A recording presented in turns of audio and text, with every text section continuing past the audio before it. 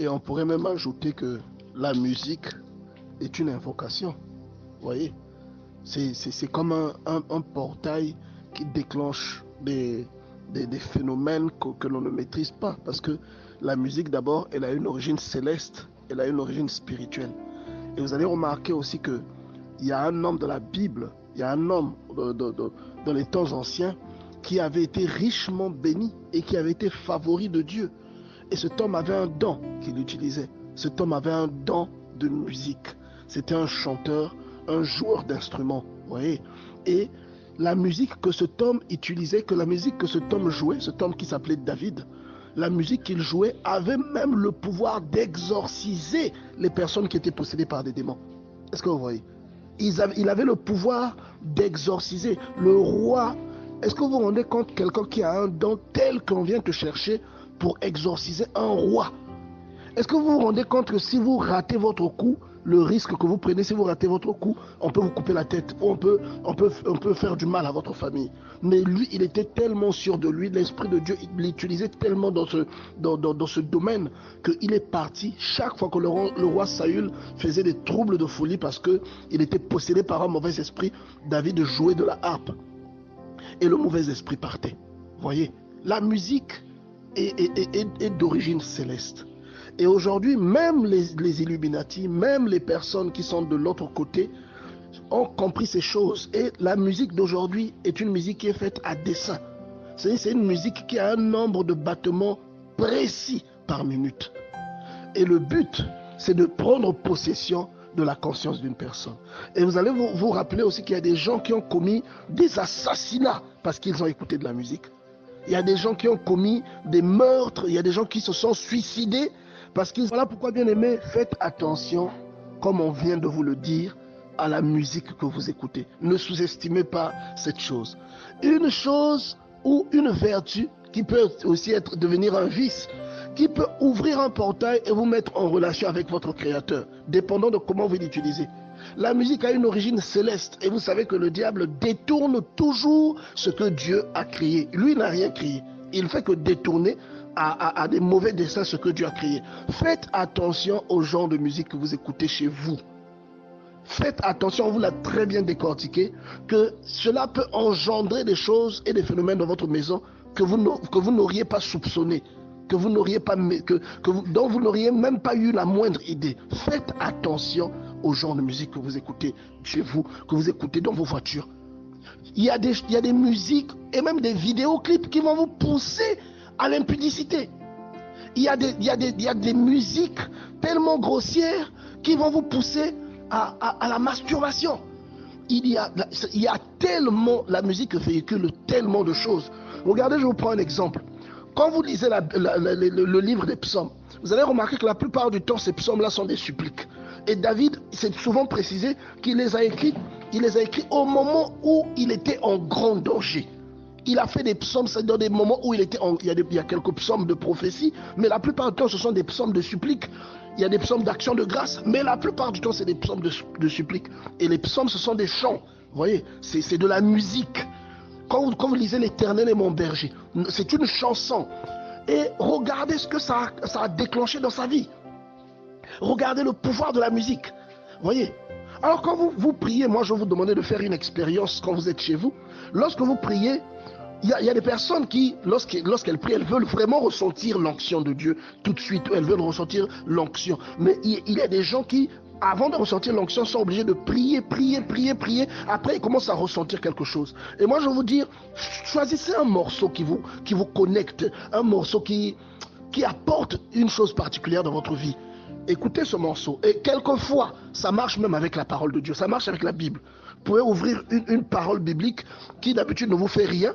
Vous lisez ce jour-là cette parole biblique, elle vous connecte. L'onction tombe sur vous et voilà, vous commencez à ressentir, vous commencez à parler en langue. Vous voyez. Et la musique a cet effet. Vous voyez, bien aimé dans le Seigneur. Autant, comme on vous l'a dit tout à l'heure, elle peut ouvrir les cieux, autant elle peut aussi ouvrir l'accès à des esprits sataniques, à des esprits démoniaques, à des esprits immoraux qui vont vous pousser à faire des choses anormales. Quel est le but? Même lorsque vous regardez les vidéoclips, quel est le but? Il n'y a pas que la musique congolaise. Même aux États-Unis, même le rap, en fait, toute toutes ces musiques-là, tout ce genre. Quel est le but derrière les images obscènes qu'ils bombardent à travers leur musique? On ne peut pas mettre une image qui ne correspond pas au message que l'on veut véhiculer. Même si la mélodie vous plaît, lorsque vous voyez la vidéo, vous comprenez le message. Si vous ne comprenez pas l'anglais, vous comprendrez le message.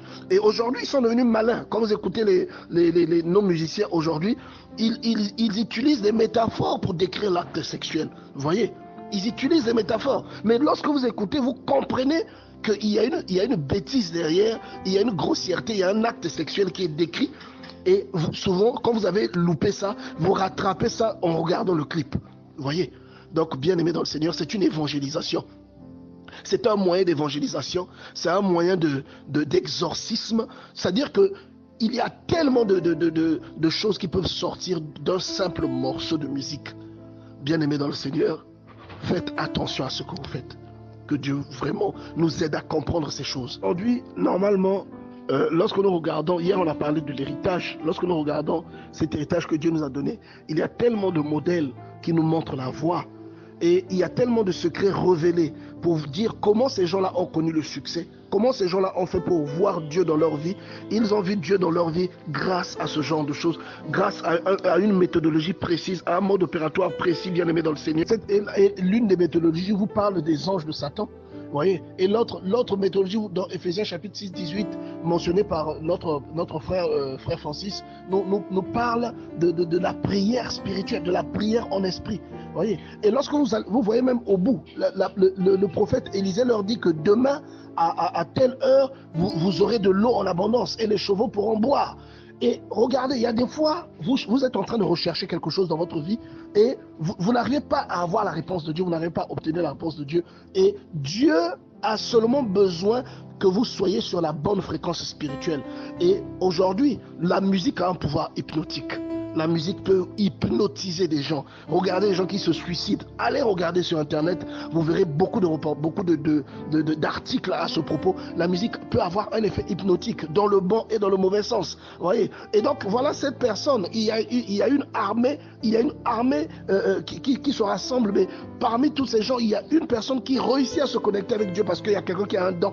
Et moi, lorsque je vois ce détail, je me dis que effectivement, il y a même des gens qui ont des dons, mais qui ne peuvent pas profiter de leurs dons parce qu'ils sont naïfs. Regardez un peu celui qui joue à la harpe, par exemple. Il aurait peut-être, lui, pu se connecter aussi, s'il avait le mode de vie, parce qu'à l'origine, tous nous avons des dons. Il aurait pu, s'il avait le mode de vie qu'il faut, se connecter. Et parmi nous, il y a aussi beaucoup de personnes qui ont des dons spirituels, mais qui n'arrivent pas à les utiliser, qui ont besoin de tierces personnes pour pouvoir jouir de ces dons. C'est-à-dire que Dieu peut vous parler, mais le message ne vient pas directement à votre personne. Le message pivote par quelqu'un d'autre. C'est quelqu'un qui capte le message parce que vous n'êtes pas suffisamment concentré, parce que quand vous vous endormez, avant de vous endormir, vous ne priez pas, ou que vous avez pendant la journée fait un acte abominable. Et donc, Dieu qui vous parle, le message est obligé d'être capté par un émetteur qui est proche de vous, mais qui n'est pas vous. Donc, un frère va se réveiller, va vous dire, j'ai rêvé de vous, et voilà, ainsi de suite, ainsi de suite. Ou vous avez un problème,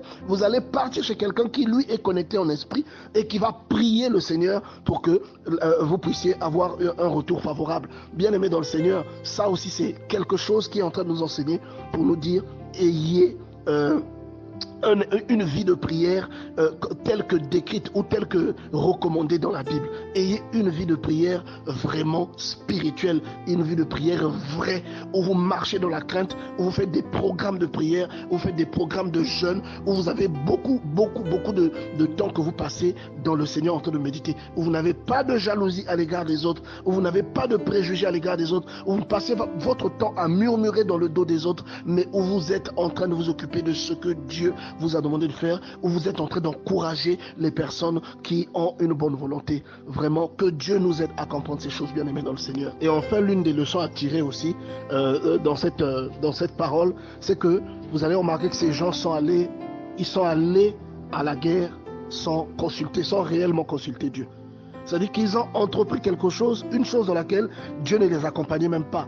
Ils ont mis la charrue avant les bœufs. Donc ils sont allés à la guerre, ils se sont retrouvés dans le pétrin et ensuite à ce moment ils ont cherché à consulter Dieu. Et là aussi nous devons tirer des leçons. Et c'est souvent une attitude que les êtres humains ont. C'est-à-dire on croit peut-être que Dieu nous a parlé au travers de certaines personnes alors qu'il ne nous a pas réellement parlé. Ou on fait des projets humains, on va se mettre en couple avec quelqu'un, on va entreprendre quelque chose, mais où Dieu ne nous a pas réellement donné son aval. Vous voyez? Et bien aimé dans le Seigneur, il est important de d'abord préparer chaque décision que vous prenez. Préparez-les avec des programmes de prière. Si vous faites un programme de prière de 3 jours que Dieu ne vous répond pas, rappelez-vous de Daniel qui a fait une prière et l'ange qui était en train de lui rapporter la réponse a connu une résistance pendant 21 jours. Souvenez-vous que votre réponse peut être retardée. Voyez, faites un programme de prière beaucoup plus long. Faites un programme de prière, soyez sûr, surtout les décisions importantes, soyez sûr de ce que Dieu vous dit et soyez sûr d'avoir obtenu la réponse de Dieu. Et on dit souvent que dans la Bible, on nous montre souvent que lorsque Dieu confirme quelque chose, il peut le montrer 2 à 3 fois. Et il peut aussi donner une vision à une tierce personne à côté de nous pour que cette vision-là soit confirmée. Et bien aimé dans le Seigneur, vous voyez que cela, si vous prenez la disposition, cela va apporter la bénédiction dans votre vie parce que tout ce que vous allez entreprendre va marcher. Vous voyez, ça va marcher. Vous n'aurez pas besoin de faire le médecin après la mort. Et vous allez remarquer qu'il y aura des pertes. Si vous lisez cette histoire, il y aura des pertes immenses. Vous voyez, il y aura des pertes, bien aimés dans le Seigneur. Vraiment que Dieu nous donne la force et l'intelligence de discerner. Et que cet héritage que nous avons reçu de la main de Dieu soit un héritage qui nous enseigne, soit un héritage qui nous instruise, soit un héritage qui nous corrige, comme nous l'avons appris il y a quelques jours.